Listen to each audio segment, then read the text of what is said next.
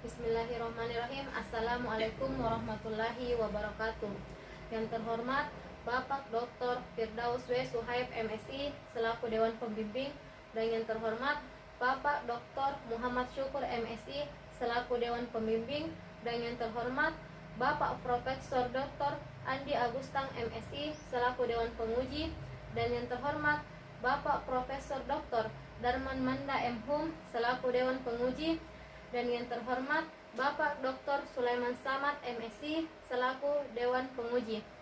Baik, terima kasih atas kesempatannya. Saya akan memaparkan hasil penelitian saya dengan judul Perilaku Masyarakat Pesisir di Hutan Mangrove Desa Balangdatu, Kabupaten Takalar. Bab 1, Pendahuluan. Bagian A, Latar belakang. Hutan mangrove atau dikenal dengan hutan bakau adalah hutan yang tumbuh di air payau serta terletak pada garis pantai yang dipengaruhi oleh pasang surut air laut. Keberadaan hutan mangrove sudah menjadi bagian yang tidak terpisahkan oleh masyarakat pesisir, di mana masyarakat pesisir memanfaatkan hutan mangrove sebagai pelindung dan sebagai sumber pendapatan. Oleh karena itu, keberadaan hutan mangrove harus dijaga dan dilestarikan. Kelestarian hutan mangrove ini yang ada di sekitarnya.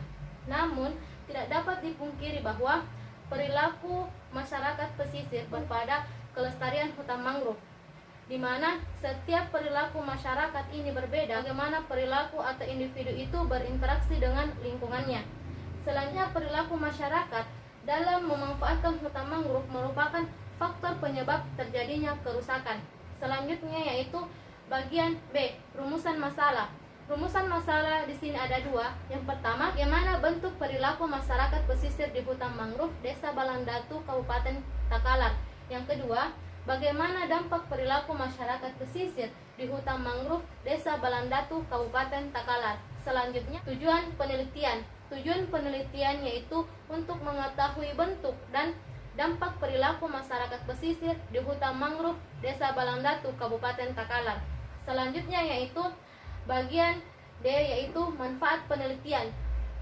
Manfaat penelitian yaitu manfaat teoritis dan manfaat praktis. Selanjutnya yaitu bab 2, tinjauan pustaka. Bagian A, perilaku sosial. Konsep perilaku sosial menurut Skinner adalah respon atau reaksi seseorang terhadap stimulus atau rangsangan dari luar. Jadi masyarakat bergerak karena adanya stimulus dari lingkungannya. Kemudian bentuk perilaku masyarakat ada dua, ada perilaku ekosentrisme dan ada perilaku antroposentrisme. Kemudian dampak perilaku masyarakat ada dua, ada dampak positif dan ada dampak negatif. Selanjutnya itu konsep masyarakat pesisir, di mana masyarakat pesisir adalah sekelompok masyarakat yang tinggal di wilayah pesisir yang cukup lama dan memenuhi kebutuhan hidupnya dari sumber daya yang ada di pesisir. Selanjutnya itu akses masyarakat terhadap hutan mangrove. Akses masyarakat di hutan mangrove lebih luas dibandingkan dengan hutan lainnya, di mana masyarakat bebas mengambil hutan mangrove sesukanya karena adanya anggapan bahwa hutan mangrove ini merupakan hak milik masyarakat sehingga mereka berhak mengelola hutan mangrove tersebut. Timbulnya persepsi ini erat kaitannya dengan kepentingan masyarakat terhadap akses masyarakat dalam memenuhi kebutuhan ekonominya. Selanjutnya yaitu kontribusi masyarakat terhadap rusaknya hutan mangrove. Secara umum, aktivitas masyarakat pesisir berkaitan dengan aktivitas ekonomi yang bertujuan untuk meningkatkan kesejahteraannya dengan ketergantungannya terhadap lingkungan dan sumber daya yang ada di pesisir. Meningkatnya kebutuhan hidup masyarakat pesisir ini erat kaitannya dengan hutan mangrove, di mana masyarakat melakukan pembukaan lahan menjadi tambak dan penebangan liar untuk dijadikan bahan baku arang. Selanjutnya yaitu landasan teori. Pisau analisis yang digunakan mengupas permasalahan tersebut digunakan teori akses dari Peluso dan Ribot, di mana Peluso dan Ribot mendefinisikan akses sebagai kemampuan menghasilkan keuntungan dari sesuatu, termaksud diantaranya objek material, di mana Peluso dan Ribot melihat bahwa ada semacam susunan jaringan akses, di mana akses di sini ditempatkan pada analisa siapa yang sebenarnya beruntung terhadap sesuatu dan melalui proses apa yang mereka lakukan. Dalam konteks ini, hutan mangrove dijadikan oleh pihak-pihak tertentu untuk mendapat keuntungan. Jadi, akses di sini berfokus pada perilaku yang dilakukan seseorang untuk mendapatkan sesuatu dalam memenuhi kebutuhan ekonominya. Penelitian terdahulu yang relevan. Yang pertama itu Heru Setiawan dengan judul Persepsi dan Sikap Masyarakat Terhadap Konservasi Ekosistem Mangrove di Pulau Tanah Keke, Sulawesi Selatan. Yang kedua Arman Hermawan dengan Kearifan Lokal Masyarakat Pulau Tanah Keke dalam mengelola ekosistem mangrove. Dan yang terakhir Dharma, aktivitas masyarakat pesisir terhadap kondisi ekosistem mangrove di pantai Desa Sialangbua, Kecamatan Teluk Mengkudu, Kabupaten Serdang Begadai. Di mana perbedaan penelitian terdahulu dengan penelitian yang sekarang, di mana penelitian sekarang lebih berfokus pada perilaku masyarakat dalam memenuhi kebutuhan ekonominya. Selanjutnya yaitu rangka konsep, ada perilaku sosial, di mana perilaku sosial ada dua bentuk perilaku, ekosentrisme dan antroposentrisme.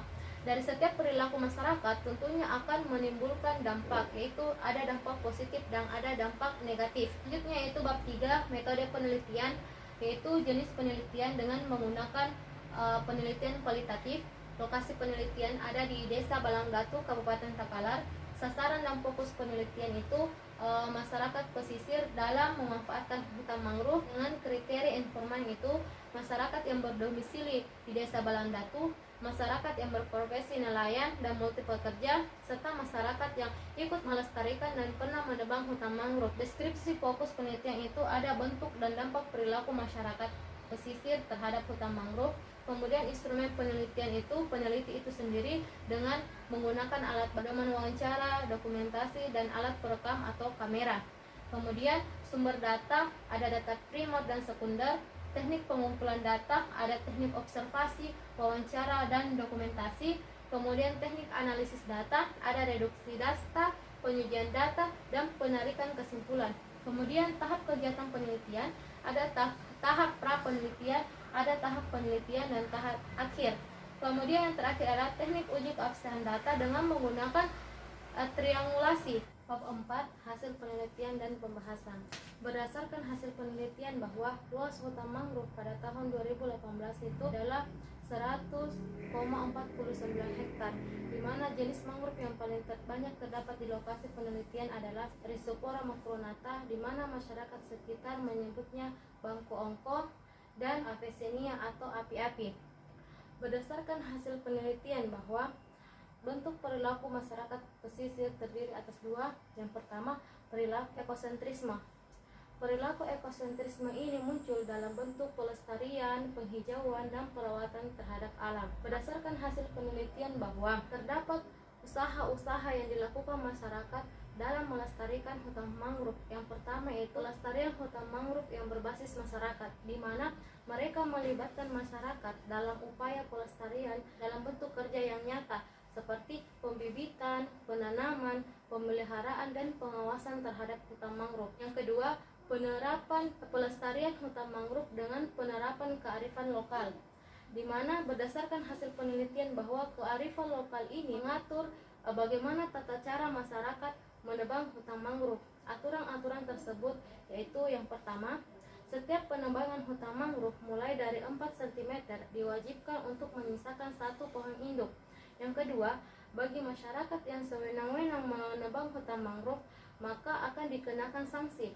Yang pertama, bagi masyarakat yang menebang hutan mangrove tanpa menyisakan pohon induk, maka akan dikenakan sanksi 2 kali lipat dari harga jual pohon mangrove tersebut.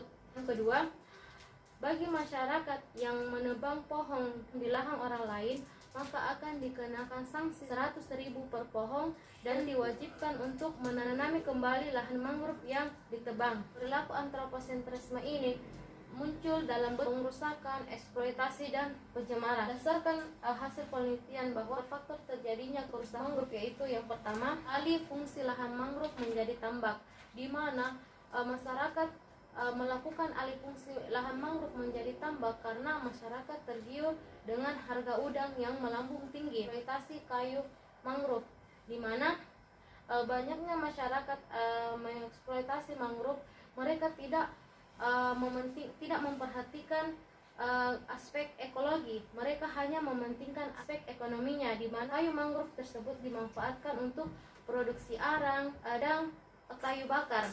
Selain itu, Hamparan hutan mangrove juga memiliki nilai ekonomi yang tinggi. Harga jual hutan mangrove 20-30 juta per hektar, tergantung dari besar mangrove yang ada di dalamnya. Terjadi pencemaran, di mana faktor penyebab terjadinya kerusakan selanjutnya ini adalah di mana masyarakat banyak membuang sampah dan limbah rumah tangga di sekitar hutan mangrove, sehingga berakibat pada perkembangan akar-akar hutan mangrove. Dampak perilaku masyarakat pesisir di hutan mangrove. Berdasarkan hasil penelitian bahwa ada 2 dampak dari perilaku masyarakat pesisir. Yang pertama itu adalah dampak positif, di mana dampak positif yang dirasakan masyarakat itu yang pertama ekologi, di mana terlindungnya pemukiman masyarakat dari hempasan gelombang air laut, serta mencegah terjadinya abrasi dan intrusi air laut. Kemudian yang kedua, selain itu hutan mangrove juga dijadikan sebagai habitat dan perkembangan biakan biota laut lainnya seperti ikan, udang, dan kepiting yang dapat dikonsumsi oleh masyarakat. Kemudian manfaat selanjutnya adalah manfaat ekonomi, di mana hutan mangrove ini menghasilkan kayu dan non kayu, di mana hasil kayunya ini seperti arang dan kayu bakar. Sedangkan hasil non kayunya ini seperti biota laut yang tinggal di dalamnya seperti ikan, udang, kepiting yang selain dapat dikonsumsi juga dapat diperjualbelikan. Kemudian selanjutnya itu di mana hutan mangrove ini dapat dijadikan sebagai tanaman obat. Tanaman obat yang paling banyak digunakan dari mangrove jenis Erisipora macronata. Bagian yang paling dimanfaatkan itu adalah daunnya. Daunnya di sini untuk mengobati penyakit diabetes dan darah tinggi, serta akar mudahnya untuk mengobati sakit perut atau diare. Kemudian selanjutnya itu adalah dampak negatif dari perilaku masyarakat pesisir. Berdasarkan hasil penelitian bahwa dampak negatif yang ditimbulkan dari rusaknya hutan mangrove yang pertama yaitu terjadi abrasi pada pemetaan tambak dan pemukiman masyarakat. Yang kedua yaitu kurangnya hasil tangkapan masyarakat. Yang ketiga yaitu jadi intrusi air laut, di mana masyarakat kesulitan mendapat air tawar karena air tanah ini sudah terkontaminasi dengan air laut sehingga tidak baik untuk dikonsumsi. 5. Penutup. Berdasarkan hasil penelitian maka dapat ditarik sebuah kesimpulan bahwa perilaku masyarakat pesisir di hutan mangrove ini terdiri dari 2 bentuk perilakunya. Yang pertama ada perilaku ekosentrisme atau melestarikan, dan yang kedua ada perilaku antroposentrisme atau yang merusak, di mana dari setiap perilaku ini tentunya akan memiliki dampak atau pengaruh bagi kehidupan masyarakat pesisir, yaitu ada dampak positif apabila masyarakat melestarikan hutan mangrove, dan tentunya akan berakibat berdampak negatif apabila masyarakat melakukan pengerusakan di hutan mangrove. Kemudian sarannya yaitu perlu dukungan dari semua pihak agar masyarakat mau ikut terlibat dan berpartisipasi dalam pengelolaan hutan mangrove dan turut berperan penting dalam mencegah terjadinya kerusakan di hutan mangrove. Itu saja dari saya. Assalamualaikum warahmatullahi wabarakatuh.